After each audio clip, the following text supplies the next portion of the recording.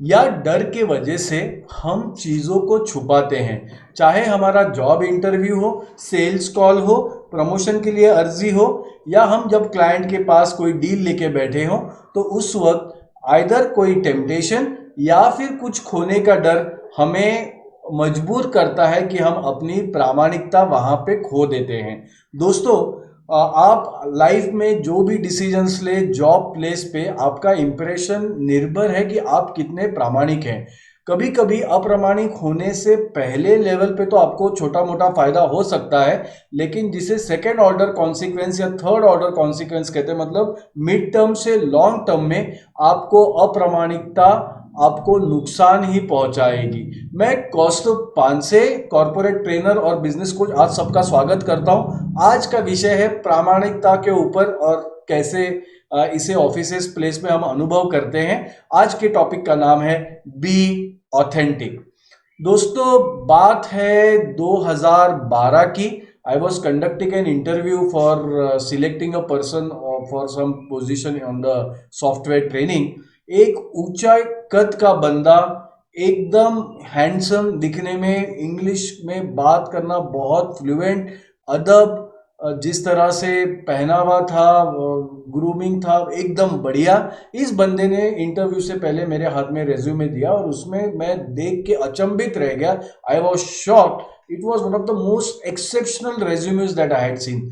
उसमें कम से कम 10-12 सॉफ्टवेयर्स के नाम लिखे थे और आधा डजन से ज़्यादा सॉफ्टवेयर्स के नाम तो मुझे नहीं पता थे, जबकि तब मेरा एक्सपीरियंस इस फील्ड में 5 से 6 सालों का था।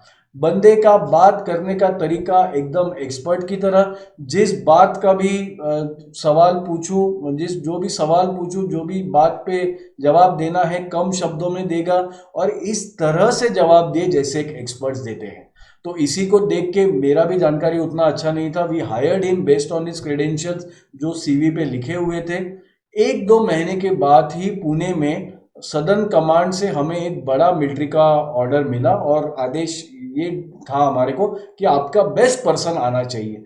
तो इंटरव्यू में जो इम्प्रेशन था ये हमारे कलीग का, उसके हिसाब से हमने उनको इस असाइनमेंट के लिए वहां पे भेजा।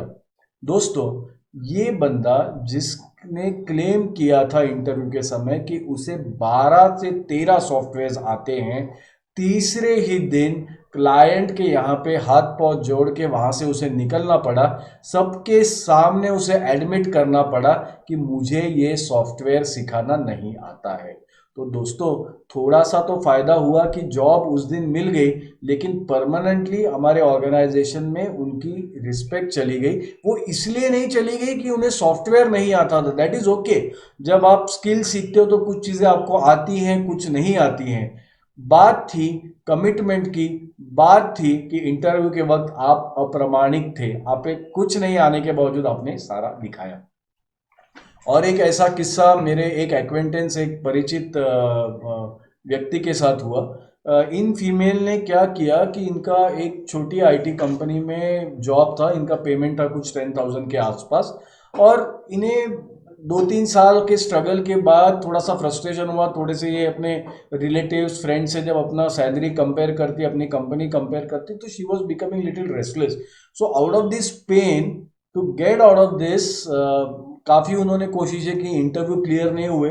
तो एंड में किसी के सजेशन से उन्होंने एक एजेंट को पकड़ा। वो एक एजेंट ऐसा था, मैंने भी पहली बार ही सुना ऐसा, कि वो एजेंट ने वर्क एक्सपीरियंस और प्रोजेक्ट और एक्सपीरियंस सर्टिफिकेट दिए और 50,000 रुपये हमारी इस मोहतरमा से लिए, और ये सारे एक्सपीरियंस के बेस पे थोड़ा सा सेटिंग करके उन्हें जॉब भी लगवा दिया। जॉब लगने की खुशी 3 दिन से भी कम चली। चौथे दिन से हमारी मैडम को रात की नींद हराम हो गई। सपने में भी उनके प्रोजेक्ट मैनेजर, टेक्निकल उनके सपने में आते थे और उनको पूछते थे, और वो इतनी डरी हुई थी कि वो रात को सो भी नहीं पाई। At the end of the 7th day वो इतनी घबरा गई कि उनको रेजिग्नेशन डालना पड़ा। तो दोस्तों, कुछ पाने की कवायद में, कुछ खोने के डर से इस प्रलोभन को हम लोग बहुत बार विक्टिमाइज हो जाते हैं। लेकिन ये सही तरीका नहीं है। जब आप करियर्स बिल्ड कर रहे हैं, प्रोफेशनल एथिक्स आप रखिए, प्रामाणिक आपको रहना है, कभी ना कभी आप पकड़े जाओगे ही। देखिए, सेल्स ये फील्ड में authenticity is the entry ticket. मेरे एक कलीग हैं जिनको बहुत ही होनहार हैं, बहुत ही काबिल हैं और बहुत ही ट्रस्टवर्दी भी हैं, लेकिन क्योंकि यंग है तो सीखने की उम्र है, काफ़ी यंग है, तो इन्होंने एक बार एक कॉलेज प्रिंसिपल से इनका मीटिंग हुआ। सर उस दिन थोड़े बिजी थे, सर ने इनको एक सैटरडे का डेट दिया। तो ऑन दैट सैटरडे आफ्टरनून जब हम लंच कर रहे थे तो मैंने अपने कलीग को पूछा कि अरे आपका तो आज मीटिंग था, अब क्या हो गया मीटिंग का? तो उन्होंने कहा कि अरे सर मैं तो भूल गया, मैं आज जा नहीं पाया, मैं किसी और दिन चला जाऊंगा। So I thought of asking him कि क्या आपने वो प्रिंसिपल सर को इन्फॉर्म किया है कि आज आप नहीं आने वाले थे? सर मैं मॉर्निंग में भूल गया था और अभी मैं बोलूँगा तो कैसे लगेगा? That moment I advised my dear colleague, who's a very hardworking chap, that when you are into sales and generally into profession, even if you have committed a mistake, frankly admit the mistake to the client. So hesitantly सही, मेरे colleague ने मेरे कहने पे मुझ पे विश्वास रख के सर को कॉल किया, थोड़ा मन में डर भी रहा होगा, और फ्रैंकली बताया कि सर मैं आज आपकी अपॉइंटमेंट भूल गया था। तो जो डर उन्हें था कि वो क्लाइंट हाथ से निकल जाएगा या वो सर थोड़ा सा बुरा मान के इनको चिल्लाएंगे, उसमें से कुछ भी नहीं हुआ।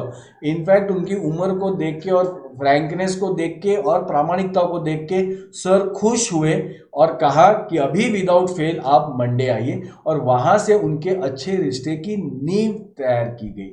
तो आपसे गलती भी होती है, तो अगर आप प्रामाणिक है ना तो आप बाउंस बैक कर सकते हो उस रिलेशनशिप में, इनफैक्ट अच्छी रिलेशनशिप आप बिल्ड सकते हैं।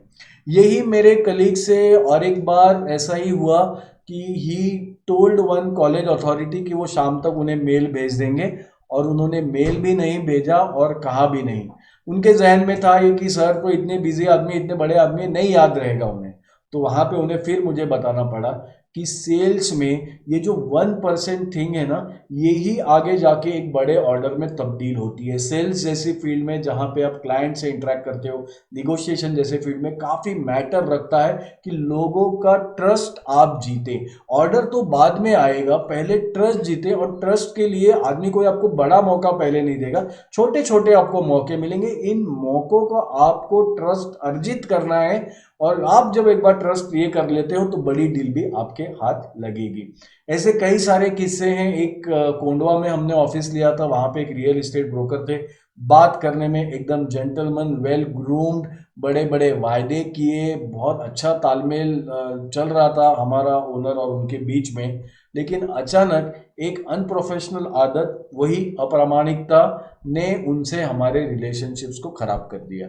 तो बहुत बार ये हो जाता है कि कुछ प्रोफेशंस में ऐसी आइडेंटिटी बन जाती है। मैं देखा है कि टेलीकम्युनिकेशंस में ऐसा है, इंटरनेट इंस्टॉलेशन में है, क्रेडिट कार्ड सेलिंग में है, कि जहाँ पे लोग ऑथेंटिक नहीं रहते हैं, जो चीज़ें जैसी हैं वैसी नहीं पेश करते हैं। सो फिनांस लेते वक्त, इंश्योरेंस लेते वक्त, ये सारे सेगमेंट्स थोड़े से बदनाम है, लोग ट्रस्ट नहीं करना चाहते because of some inauthentic experiences people have had. A similar experience of lack of authenticity came with one of my ex vendor, Aladdin इनका नाम है, I think some Jaipur operated company है।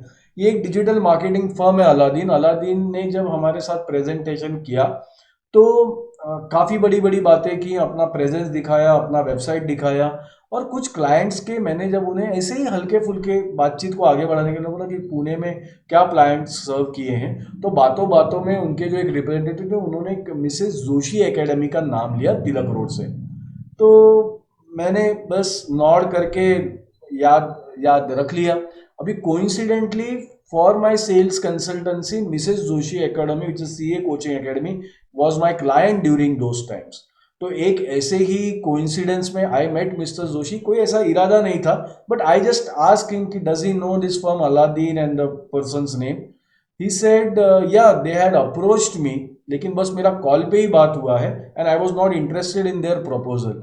तो यहाँ पे अलादीन ने चालाकी क्या किया, जैसे उन्हें लगा कि चालाकी क्या किया उन्होंने, कि उन्होंने एक कैजुअल एक्वेंटेंस, एक कोल्ड कॉल में लिए हुए नाम को अपना एस्टीम्ड और सेटिस्फाइड क्लाइंट बताया।